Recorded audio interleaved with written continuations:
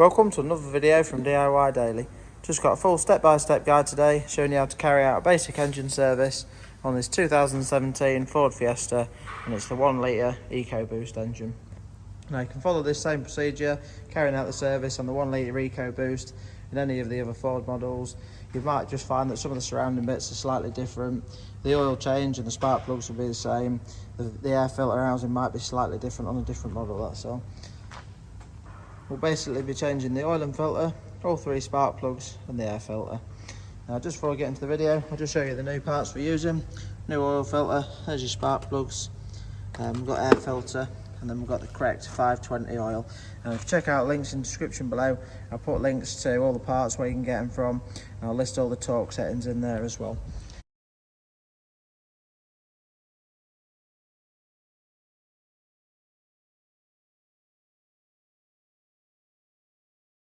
Now we're using 2-poster ramp today. It does make the job a little bit easier, but to be honest, it's not too bad a job to do without.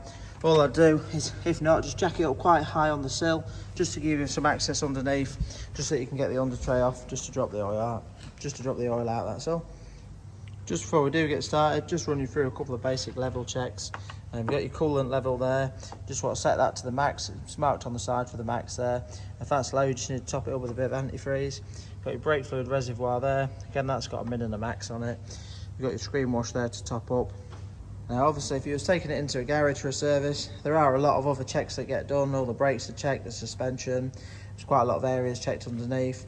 But just basically going to run you through the basic engine service today. The first thing we're going to do is change the air filter. It's located in this housing. Really simple to replace. On this one, it's just got these plastic tabs, and just simply flick them off. The other side, just 2 of them. We should be able to just lift this up, just mount the camera up. We should be able to lift this up, and it just sort of locates in there. So we'll just get that up now and get the air filter out. Basically, we'll do the air filter first, go into the spark plugs, and then we'll drop the oil out.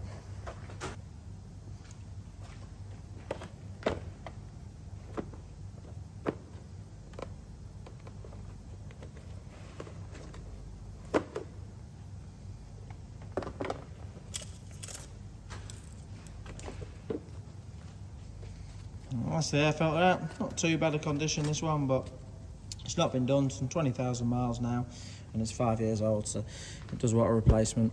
Well, you've got it out. It's always worth just checking in your filter housing. Sometimes they can get quite bad in there. It might be worth just giving it a bit of a hoover out. This one just had 1 leaf in it. Other than that, it's pretty immaculate. Once you've got it out, you can just simply put your new air filter in, put the housing back down, just make sure it's located in properly, and then clip it down.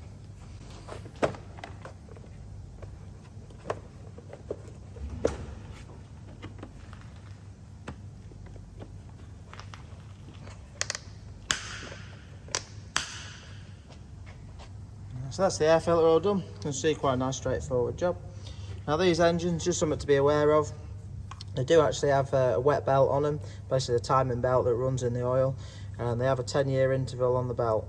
I can't remember what the mileage is, but I'll put that in the description below, so that's just something to be aware of. So this one's only a 17 model, so it's got another 5 years left before it's due.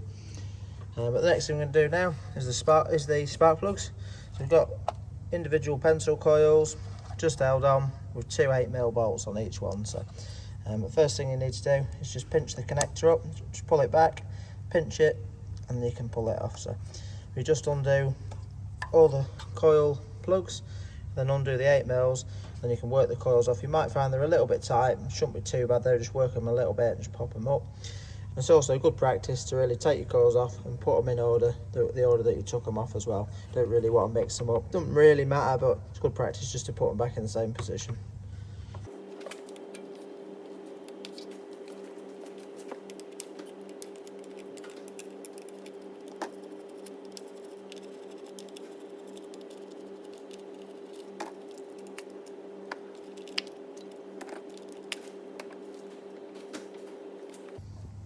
Right, so now that we've got the coils out of the way, we can now see the spark plugs just tucked in the bottom there. Try to focus on that. So there's 3 spark plugs on this engine.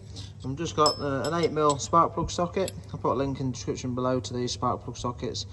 Basically they have a little sort of rubber centre inside that grabs the plug as you're pulling it out as well. So once you've undone it, the plug sticks in it and then you can just pull it straight out. So we'll just undo all the spark plugs now and get them out.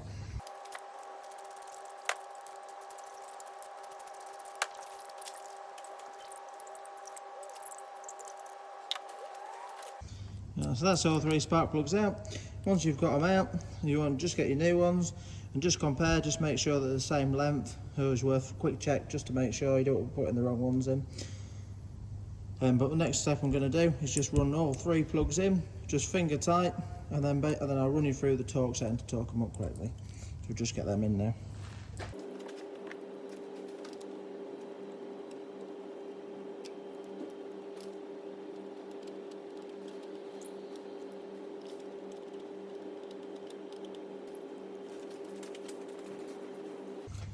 Right, so now that we've wound them in as tight as we can do by hand, we're going to torque them up using a digital torque wrench. You don't have to use a digital one, any one will do. But the proper torque setting is 13 Newton meters. Now, if you're not torquing them up, 13 Newton meters isn't really too tight. It's just a bit more than a light nip, really. You certainly don't want to be damaging the threads in the cylinder head. So we'll just torque all them up now to 13 Newton meters.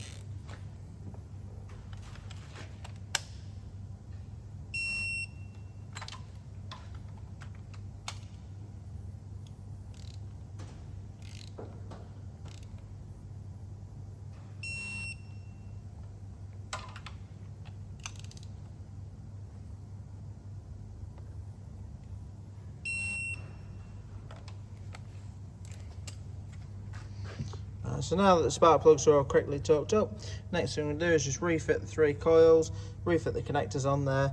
Again, your 8mm that hold your coils in only need a really light nip on them. It's quite easy to damage the threads, so just give them a really light nip. They don't want to be too tight to them.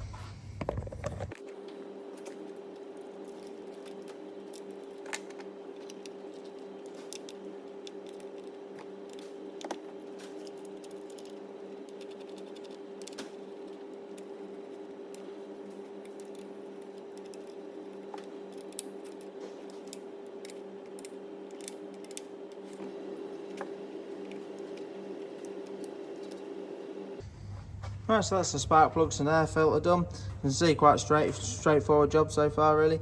Next thing I'm going to do now is just going to take the oil cap off.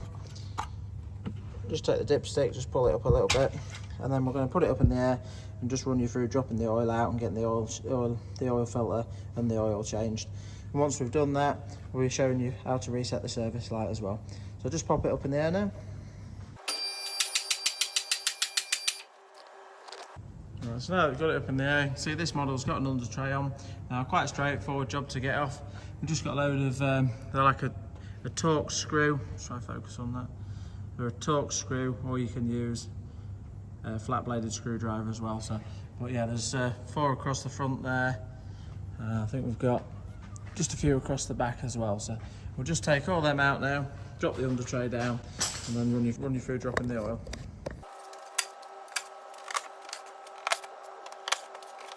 Right, so as you can see, really straightforward job to get down, and all I needed was a Torx 30 socket. Right, so just coming up from underneath, we've got the alley sump here, and just come round the back of it, you've got a 13mm headed sump plug there. So next thing we're going to do is just put the oil drain underneath, crack the sump plug off and drop the oil out. And if you just look up above, from the directly up above where the sump plug is, you've got your spin-on oil filter there. So now, just depending on how tight that is, we might need to put like a universal oil filter tool on there just to crack it off and undo that. So there's a few different tools that you can get. I'll just show you, I'll put some links in the description below to a couple of different types, but I'll just run you through cracking that off in a minute.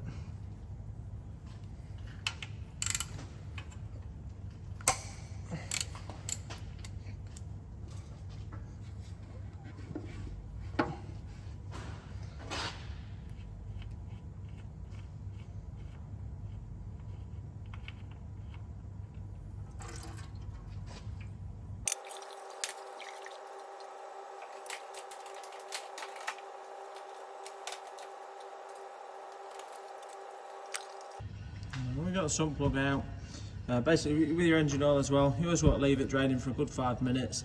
And with your bung out, we're going to crack the oil filter off as well. It's just when you crack your filter off, you might find a little bit of oil runs through in the engine as well. So you never really want to put your sump plug back in before taking the oil filter off. With your sump plug, it's got a little rubber seal on the bottom. You can use like a little flat blade screwdriver or a little pick just to hook in there and underneath it. Now, you can get away with reusing these quite a few times sometimes, but I do keep a new one, so just basic case of just pulling the old washer off and just simply refitting the new one over it.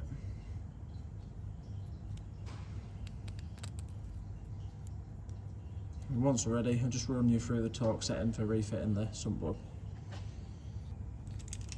It's ready to remove the oil filter now. I always find this sort of tool about the best really for anything. You get different types sort of wraparound styles that grab, but the wraparound style ones, you tend to find that you can't really get in awkward places with them. With these you can put like a flexi head ratchet on them. I just always find that this sort of style universal one works best really. So we'll just basically hook that around the filter and then use your ratchet to crack it off. So I'll just do that now.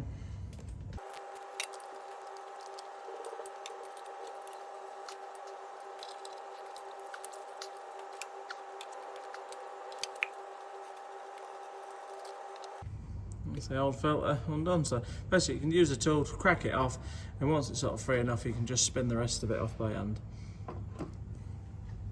I already just refit the new oil filter, and with the new filter I always just use just gently rub a little bit of engine oil around the seal, just make sure it goes on nice and smoothly and doesn't snag at all. So but the proper torque setting for the oil filter is 15 Newton meters. I mean, I normally say that as good a nip as you can get, as tight as you can get by hand, is normally about alright. So but if you're going to torque them up, you can just use your torque wrench with the tool on there. So we'll just do that quickly now.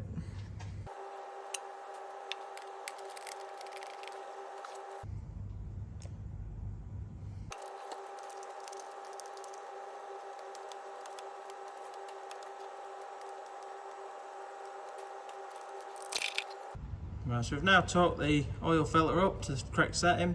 Next thing we're going to do is put the sump plug in and torque that up. And you want 25 Newton meters for the sump plug.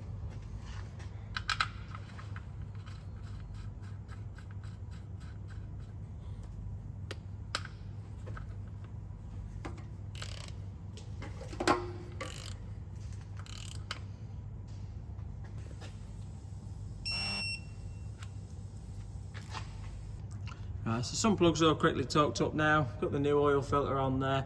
Next thing we're going to do is just use a bit of brake cleaner, just give everything a good wash off, all around the oil filter, all around the sump plug. It's just that way. I'm going to drop it down now, put some oil in it, and when we run it up, we'll leave the under tray off. It's always nice, you can run it up and you can have a good look, just make sure that everything's sealed up. If it's nice and clean, it's easy to see if there's any leaks. So we'll just get that a quick spray off now and then drop the vehicle back down.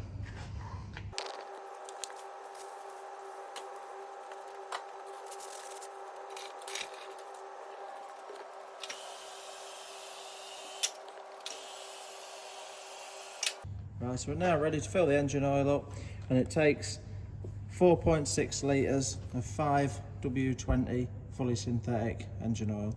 So just get that topped up now. I'm just going to use a jug to measure the exact amount out. That way it makes it really easy and we can put bang on the right amount in first time. If you're a bit unsure, if it's 4.6 you probably want to sort of start with 4 litres, or if you're a bit more confident with it, sort of 4.5, and then just go from there, so you can keep checking it and just topping it up rather than overfilling it.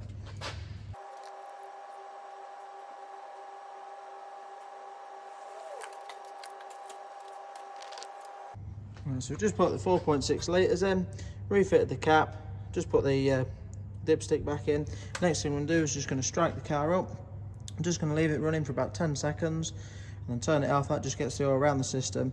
And then to check the level, you do really want to leave it 5 minutes to settle.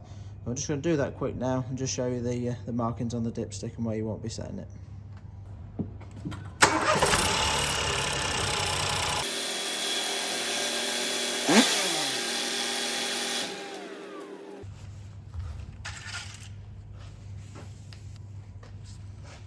So just check the dipstick. Basically you've got two little noggins out of it, one for minimum, one for maximum.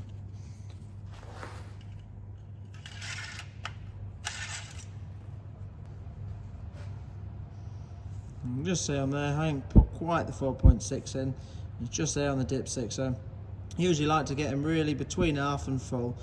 On the petrol, not too bad, I probably will just run it just below the max. So I'm just going to top that up slightly.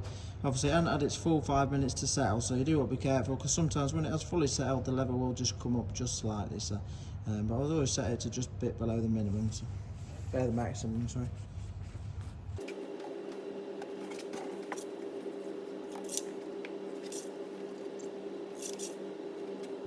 So just filled that, just topped it up and give it 5 minutes to settle.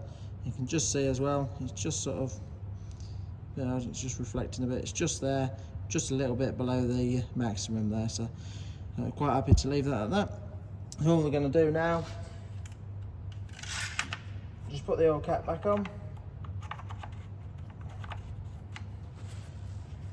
Right, so now that that's all sorted, next thing I'm going to do is just run you through resetting the service light. Then after that, all I'll do is just leave it running, put it up in the air, put the under tray on. Obviously just having a quick look before I put the under tray on, just make sure everything's sealed up nicely. So we'll just run you through how to reset the service light. Right, so it's a really straightforward job on these little Fords. Now on the earlier ones, it always just be a case of just putting the ignition on, just pressing and holding the brake and the accelerator, keeping them depressed.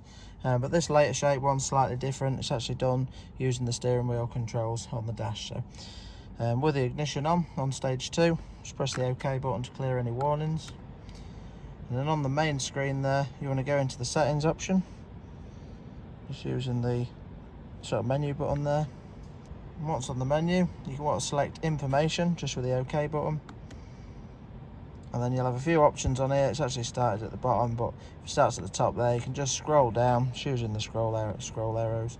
When you get to the bottom, you also your tyre pressure, if you've got to reset that, you can do that on there as well. But on the oil life, simply press the OK button.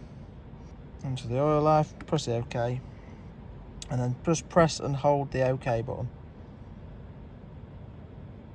And then you'll see it says oil life successful. And just change it to 100% there. Once that's done, just simply exit out the menu.